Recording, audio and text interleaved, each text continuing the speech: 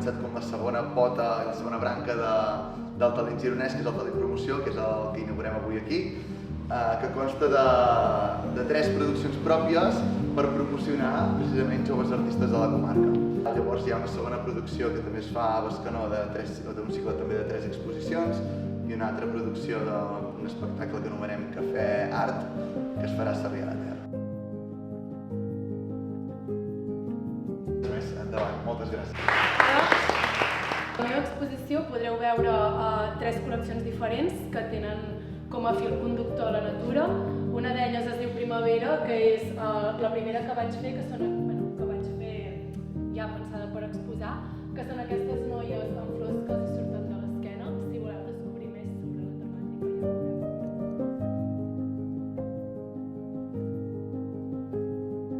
Us he portat avui una sèrie de fotografies que formaran part, diguéssim, d'un conjunt que per mi, jo treballo molt l'art des de, tant per la vessant de fotografia com per la vessant d'arteteràpia. Llavors treballo molt l'art com descobrir-se un mateix i d'alguna manera com resoldre coses que portes a dins que extreus d'alguna manera fora.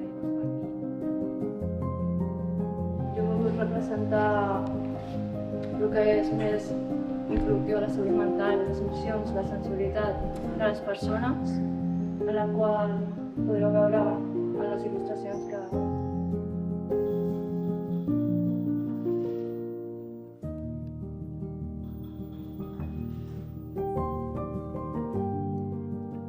Fins a finals de novembre estarem els 3 exposant a l'Espai Jove de Bescanó. Veniu a veure les nostres exposicions. Us hi esperem!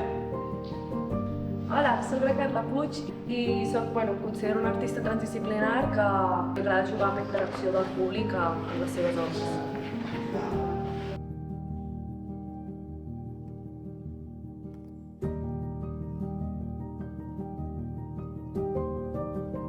Jo sóc la Maitane, presento una exposició de fotografies sobre el ramal de la línia de molt alta tensió, concretament el d'entre Bescanó i Santa Llogaia d'Àlguema, i bàsicament el que he buscat ha sigut fotografiar la lletjor del pas d'aquestes torres de molt alta tensió i contraposar una mica les torres amb els arbres, amb el cel i amb el que és la natura.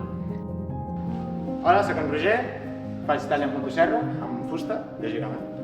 Majoritàriament animals, perquè m'encanta fer obres relacionades amb la natura i trobareu peces de fusta senceres que estan treballades amb motosserra i a menes més petites, però sempre treballant amb el bloc sencer de fusta.